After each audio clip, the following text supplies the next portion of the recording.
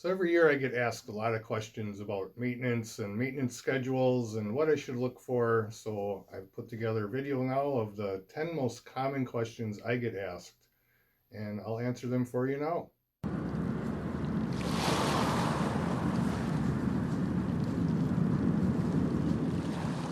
So let's get started. First question, not necessarily boat maintenance related, but a question I get asked a lot, and I will share it with you as well.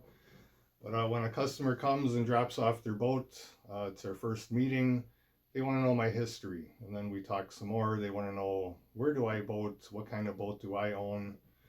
So, just in a nutshell here, I've been boating probably about 30 years now. I've owned a lot of boats. Most of them were not very nice. That's how I learned how to fix things, I guess. A lot of problems on the water. Over the years, I learned what to look for, what to keep an eye on, and best maintenance practices and so on. So about 5 or 6 years ago, I actually started out of my home garage, put some ads on Facebook. I just wanted extra cash, to be honest. So I started fixing boats out of my garage, and I was shocked at the response I got. There I was, I live in a subdivision, I have a small driveway, and people were lining up on the streets, honest to God, to drop their boat off. I was really worried about my neighbors complaining. There was days I'd have 4, 5, 6 boats lined up on the street, kind of freaking out, waiting for the village to come and ask me, what the hell are you doing here? But I got so busy, I ended up renting a shop not far from where I live, and allows me to take more work, store boats, and it's just kind of gotten bigger from there. Everything I do now is at the request of my customers. I've had a lot of people ask me to help sell their boats. People will call and ask if I can come with them to look at a boat. Can I teach them how to drive a boat? It's just snowballed, and it's very exciting. I look forward to the next, year, 5 years, 10 years. I have big dreams. So as of right now, it's going very well. Next question. This one's very common, and I'm answering these questions off the top of my head. I mean, I have the list of questions here, so I know where to go in the video, but I'm not reading the answers. So, how often should I change my bellows, my shift cable? How to inspect them? They don't want to get stranded on the water. So, what are some things to look for before a worst case scenario happens? So, if you do read through manuals, they tell you bellows 3 to 5 years. That's pretty common. Uh, they can go much, much longer. The key is when you do change them, get a quality brand. Don't buy the $30 kits that include everything off of Amazon or eBay, because you'll be lucky if you get one season out of those. So if you put on OEM bellows, shift cable, some other good brands are Sierra, what's another one? SEI. I do a lot of work with SEI. I'm actually a dealer for them. 5 years is probably average. With that being said, I've had boats come into my shop that have had the same bellows on for 20 years.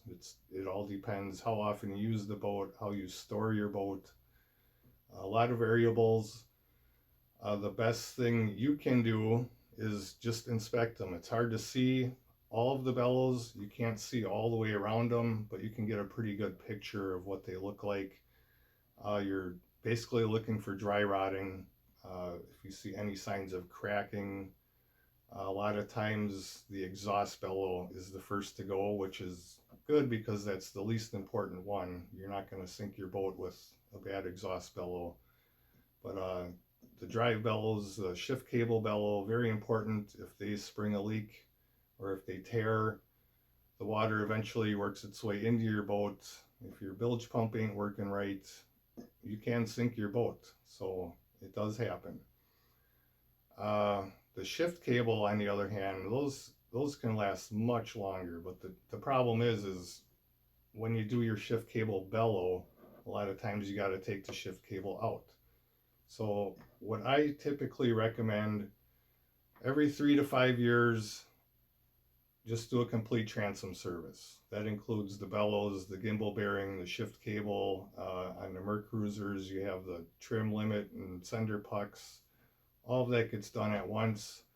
That way you're not ripping into it, replacing one thing at a time every year. You get the whole package all at one time.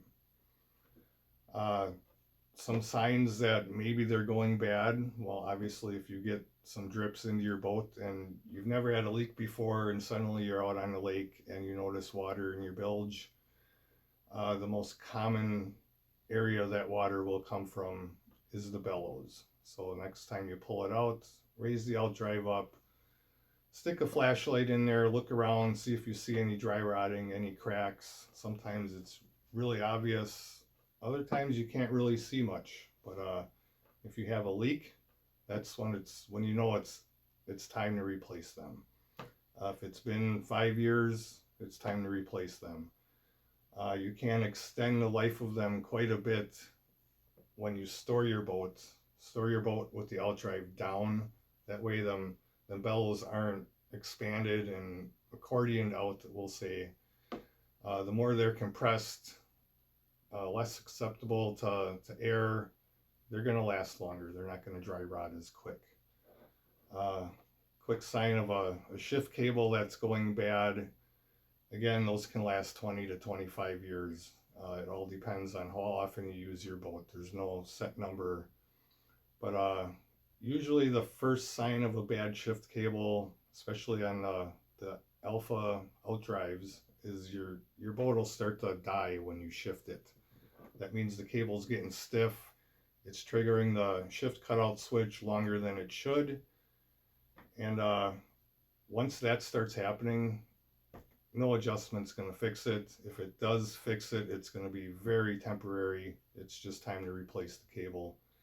Another sign is sometimes it'll seem harder to get in reverse. Forward typically works no matter what, but getting into reverse, maybe it grinds longer than it should. Maybe it starts to rev before it grabs reverse. That's a sign your cable's wearing out too. So hope that helps a little bit. It's a complicated topic. There's no set time frame to replace them. A lot of variables depending on how often you use your boat, how you store your boat.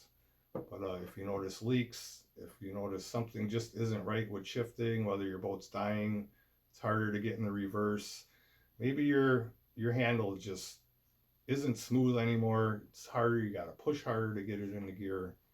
All signs that it's time to start replacing parts. All right, moving on to question 4. When is the best time to buy or sell a boat? So there's no right answer. We'll start with the buying side of things. The best time to buy a boat is when you see the boat you like and the price is right.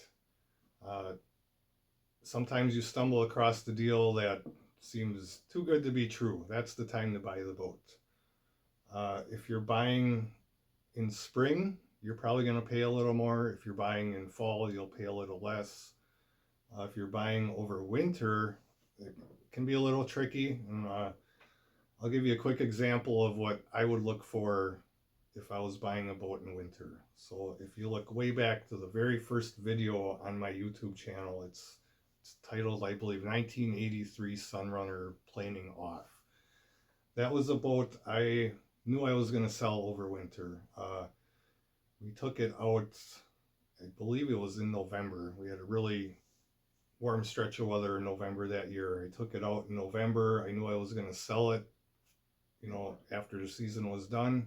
So I made a video, quick video of it running, getting up on plane, quick scan of the gauges, showing everything's working the way it should. And I saved that video to show to potential buyers over winter. So I actually sold it, I think it was a week before Christmas that year. And the video helped. It's both sitting in my driveway, it's covered. Obviously can't start it, the temps were well below freezing, but I had the video. I said, here's a video from November, whatever day it was. It shows it running, driving, getting on plane, all the gauges reading what they should. That made all the difference. So if you're buying a boat in winter, hopefully the buyer did something similar to that and made a video for you. Uh, Best time to sell a boat, if, oh, computer screen shut off here, there we go. Best time to sell a boat, this year, for an example, I sold more boats between, I'll say, March 1st and the end of April than I did the whole rest of the season. Best time to sell is in spring. You're going to get top dollar. You're going to be able to start the boat. You know, if you're willing to give sea trials, you can do that. It's warm enough. People are more eager in spring to buy because they have the whole summer and part of fall basically to use it. If you're selling anytime, I'll say after mid to late June, getting into July, you're going to have to start lowering your price a little bit because the season in our area is about half over. So they don't want to pay top dollar knowing they're only going to get, you know, maybe 2 months of use out of it before they have to store it.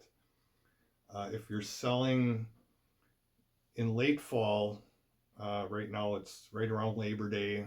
Our season here is coming to an end. We might have another month, but it's going to be chilly. It's going to be hard to sell right now because very few people want to buy a boat that there's a chance they won't even get to use this year. So if you're selling this time of year, expect to drop that price even lower. But as you're dropping that price, you got to factor in you're not paying for storage, you're not paying to winterize it, so you can lower it quite a bit knowing that you're going to save that money not having to do all the winter related items. So no perfect time. There's good times, better times, but no perfect time for either of them. My last boat was actually my first boat I owned with twin engines. A lot of people are asking me, what are the advantages to having twins? Well, there are a lot of advantages. There are a few disadvantages, but we'll start with the good points. The biggest advantage is the way you can maneuver the boat. If you think about a boat with twin engines, it's very similar to a zero-turn lawnmower, a skid steer. You take both handles, you can spin that boat in a perfect circle. You can maneuver yourself into tight spots a lot easier. Even though the boats are typically bigger, you can get into smaller areas with them because the amount of maneuverability you have is much better. People ask, what are the limits? You know, just like a zero-turn lawnmower, you can't move it straight sideways. It's the same thing with the boat, unless you have a joystick or a bow thruster.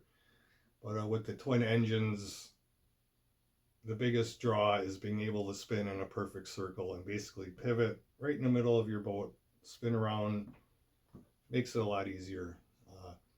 Another advantage, or in my opinion, peace of mind, was you have two engines now. If one breaks down, you're not stuck.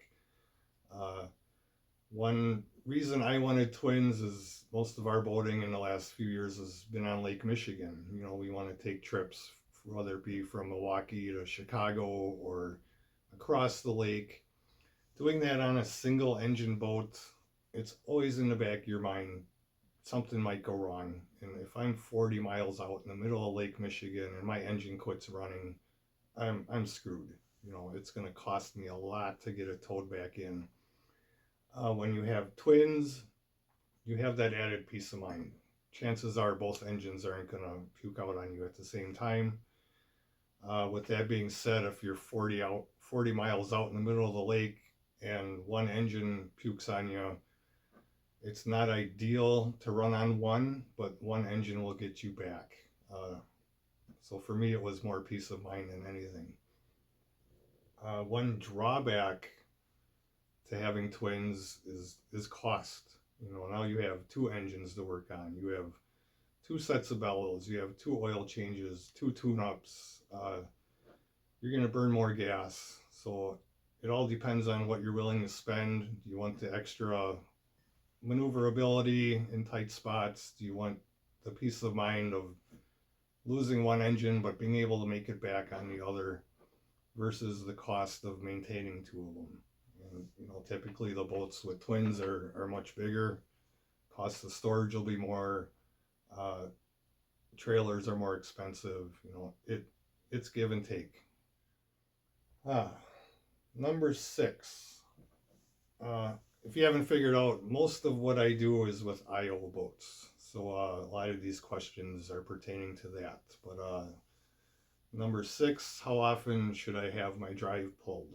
My quick, easy answer to that is every year. I highly recommend doing that at the end of every season when you're winterizing. It really isn't that terrible of a job to do. 6 bolts, couple trim rams, and it pulls right off. The things you notice when you pull your drive versus if you don't, when you're looking at your bellows, like I said earlier, you can't see all the way around the bellows. When you pull your drive off, you have a perfect picture view of all of it. You can see if you have water in there. You can see if your seals are leaking gear lube into the bellows. You get a clear shot of your gimbal bearing. You can stick your finger in there and turn the bearing, make sure that feels right. A lot of advantages to taking it off. The U-joints, the only way to grease the U-joints is to pull the drive off. So it's highly recommended once a year, pull your drive off. It's more or less for visual reasons, visual inspections of different parts. Greasing your U-joints, but gives you a much better picture of what's happening, behind the scenes on the back of your boat. Number 7, how often should I change my impeller? I'm going to say 2 years. It's kind of funny. I very rarely own the same boat for more than 2 years, but if you're getting into your 3rd year with your same impeller, I think you're pushing your luck. 1 year is probably a little excessive. Expect to get 2 years out of them. Again, it depends how often you use it. The worst thing you can possibly do with your impeller is if you ever start your boat, even for 5 seconds when it's not in the water, you're going to, if not destroy your impeller, you're going to cut its lifespan, at least in half. They're just little rubber impellers with fins on them. They dry out. If they spin in their housing dry, they're going to get hot, they're going to melt. So every 2 years. If you're willing to chance it longer, if you only go boating on small lakes and, you're willing to get towed in because your boat's overheating and you want to wait till it's actually absolutely junk to replace it, that's up to you. Again, going back to me being on Lake Michigan, taking longer trips, if I know I'm going to be crossing Lake Michigan and my impellers are on their 2nd season, I'm going to change them. It's not that expensive of a fix. It's not that hard to do.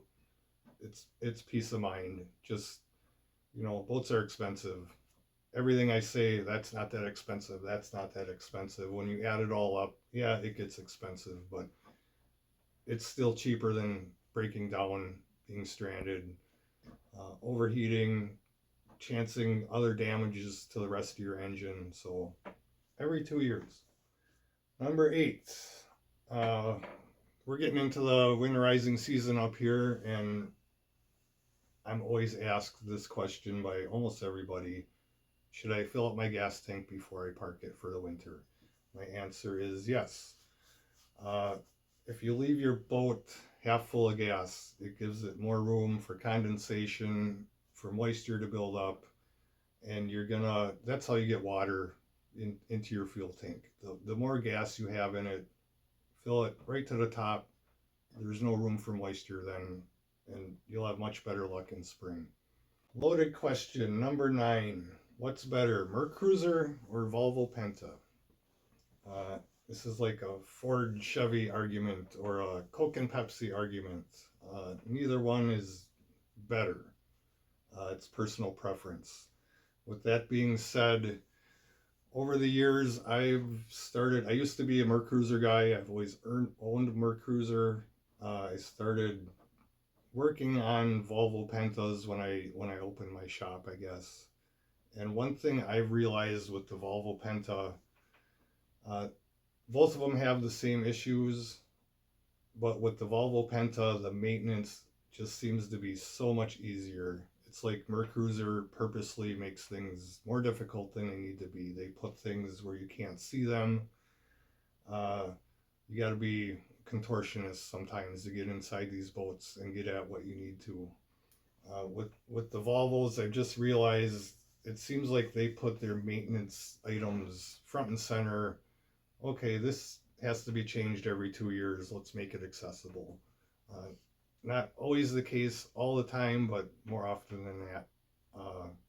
I think that's pretty much my opinion. It's not fact. I'll get some heat for that. But going back to bellows, if you've ever done bellows on an Alpha 1 or a Bravo, it is such a frustrating job. That's why half the reason it costs so much to have it done is it takes time and you need special tools. With the Volvo-Pentas, the difference is night and day. It's like they said, okay, this is a maintenance issue. Let's try to make this as easy as we can.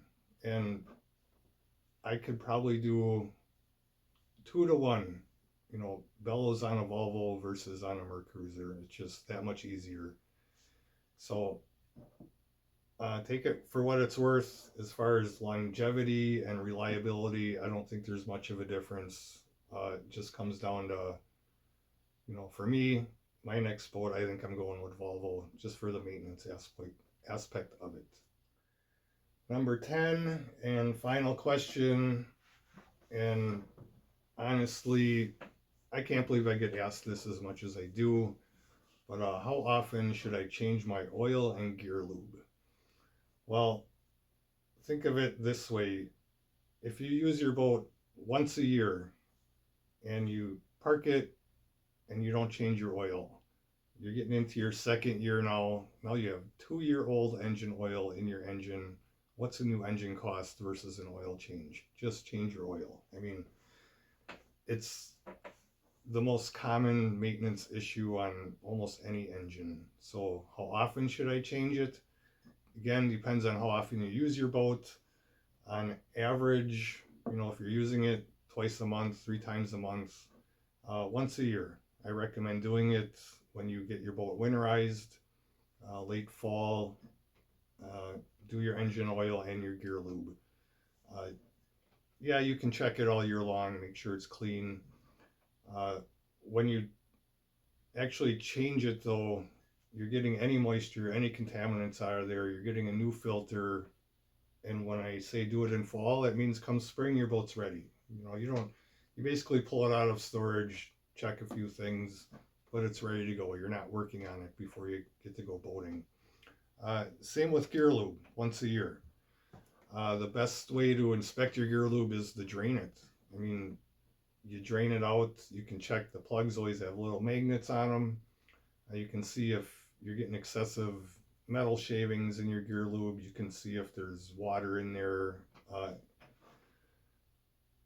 It's kind of a no-brainer in my eye.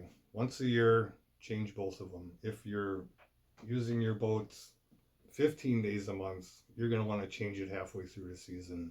These engines work much harder than your car engine, so the lifespan of the oil is going to be less. But yeah, short of that, those I believe are my top 10 questions I get asked. If you have any more questions, I'm going to be making more of these videos, but I need your questions. It can be anything from maintenance to my history to tips on driving, anything you want to ask. Shoot me a question in the comments, and hopefully in a few weeks we'll see you back here and I'll be able to answer them. So thanks for watching. Hope you subscribe, and we'll see you next time.